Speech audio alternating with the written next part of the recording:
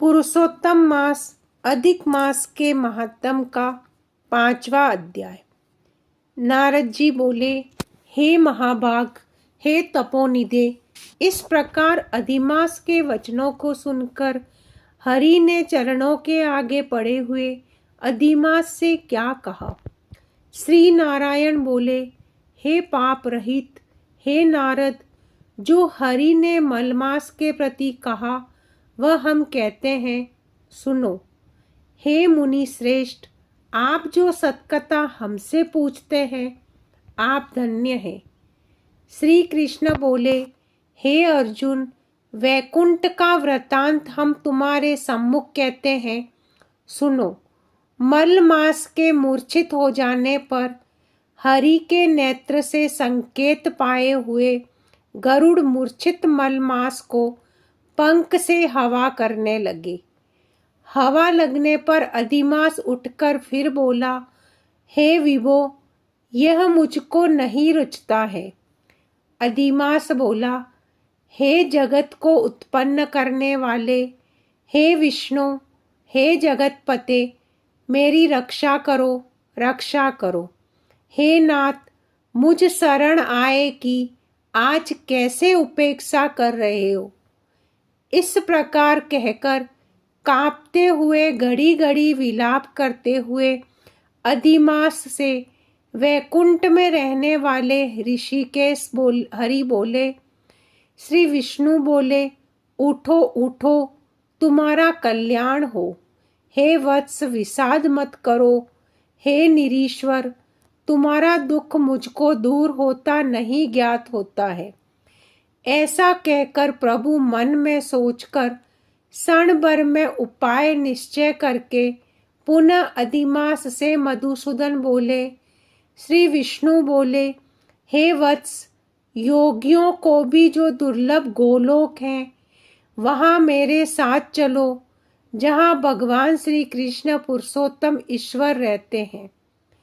गोपियों के समुदाय के मध्य में स्थित 2 भुजा वाले मुरली को धारण किए हुए नवीन मेघ के समान श्याम, लाल कमल के सदृश्य नेत्र वाले, शरद पूर्णिमा के चंद्रमा के समान अति सुंदर मुख वाले, करोड़ों कामदेव के लावण्य की मनोहर लीला के धाम, पीतांबर धारण किए हुए, माला पहिने, वनमाला से विभूषित, उत्तम रत्नाभरण धारण किए हुए, प्रेम के भूषण, भक्तों के ऊपर दया करने वाले, चंदन चर्चित सर्वांग, कस्तूरी और केसर से युक्त, वक्ष स्थल से में श्री वत्स चिन्ह से शोभित, कौस्तुभ मणि से विराजित, श्रेष्ठ से श्रेष्ठ रत्नों के सार से रचित किरीट वाले, कुंडलों से प्रकाशमान, रत्नोल के सिंहासन पर बैठे हुए, पार्षदों से घिरे हुए जो है वही पुराण पुरुषोत्तम परम ब्रह्म है।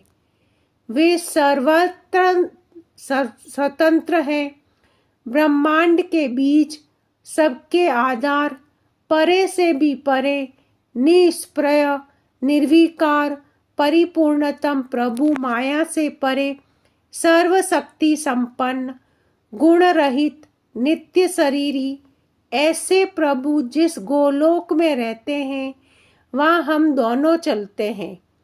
वहाँ श्री कृष्णचंद्र तुम्हारा दुख दूर करेंगे।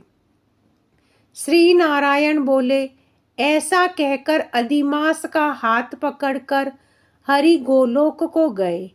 हे मुने, जहाँ पहले के प्रलय के समय में वे अज्ञान रूप महाअंधकार को दूर करने वाले, ज्ञान रूप मार्ग को दिखाने वाले केवल ज्योति स्वरूप थे, जो ज्योति करोड़ों सूर्यों के समान प्रभा वाली, नित्य, असंख्य और विश्व की कारण थी, तथा उन स्वेच्छामय विभु की ही वह अतिरेक की चरम सीमा को प्राप्त थी, जिस ज्योति के अंदर ही मनोहर 3 लोक विराजित हैं। हे मुने, उसके ऊपर अविनाशी ब्रह्म की तरह गोलोक विराजित है। 3 करोड़ योजन का चौतरफा जिसका विस्तार है और मंडलाकार जिसकी आकृति है। लहलहाता हुआ साक्षात मूर्तिमान तेज का स्वरूप है, जिसकी भूमि रत्नमय है। योगियों द्वारा स्वप्न में भी जो अदृश्य है, परंतु जो विष्णु के भक्तों से गम्य और दृश्य है। ईश्वर ने योग द्वारा जिसे धारण कर रखा है, ऐसा उत्तम लोक अंतरिक्ष में स्थित है। आदि व्याधि बुढ़ापा मृत्यु शोक भय आदि से रहित है। श्रेष्ठ रत्नों से भूषित असंख्य मकानों से शोभित है। उस गोलोक के नीचे 50 करोड़ योजन के विस्तार के भीतर दाहिने वैकुंठ और बाहें उसी के समान मनोहर शिवलोक स्थित है। 1 करोड़ योजन विस्तार के मंडल का वैकुंठ शोभित है। वहाँ सुंदर पीतांबरधारी वैष्णव रहते हैं। उस वैकुंठ के रहने वाले शंख चक्र गदा पद्म धारण किए हुए लक्ष्मी के सहित चतुर्भुज हैं। उस वैकुंठ में रहने वाली स्त्रियां बजते हुए नुपुर और करदनी धारण की हैं। उस लक्ष्मी के समान रूपवती हैं। सब लक्ष्मी के समान रूपवती हैं। गौलोक के बाएं तरफ जो शिवलोक है, उसका करोड़ योजन विस्तार है और प्रलय शून्य है। सृष्टि में पार्षदों से युक्त रहता है। बड़े भाग्यवान शंकर के गण जहाँ निवास करते हैं।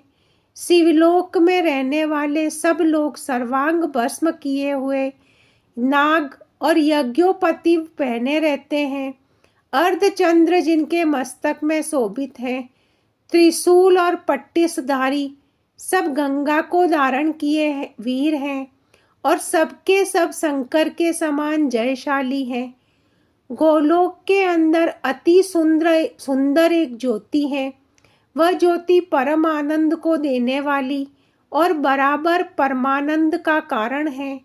योगी लोग बराबर योग द्वारा ज्ञान चक्षु से आनंदजनक निराकार और पर से भी पर उसी ज्योति का ध्यान करते हैं।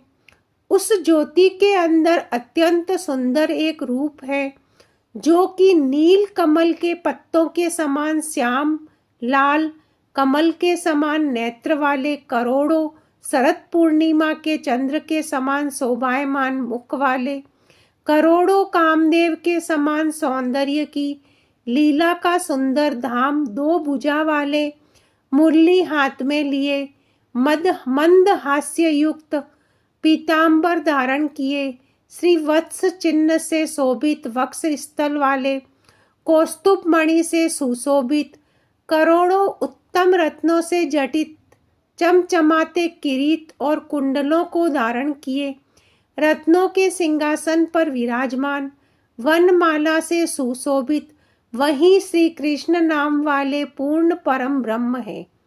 अपनी इच्छा से ही संसार को नचाने वाले, सबके मूल कारण, सबके आधार, पर से भी परे, छोटी अवस्था वाले, निरंतर गोप वेश को धारण किए हुए, करोड़ों पूर्ण चंद्रों की शोभा से संयुक्त, भक्तों के ऊपर दया करने वाले, निःस्पृह विकार रहित परिपूर्णतम स्वामी रास मंडप के बीच में बैठे हुए, शांत स्वरूप रास के स्वामी, मंगल स्वरूप मंगल करने योग्य, समस्त मंगलों के मंगल, परमानंद के राजा, सत्य रूप, कभी भी नाश न होने वाले, विकार रहित, समस्त सिद्धों के स्वामी, संपूर्ण सिद्धि के स्वरूप, अशेष सिद्धियों के दाता, माया से रहित, ईश्वर नर, गुण रहित, नित्य शरीरी,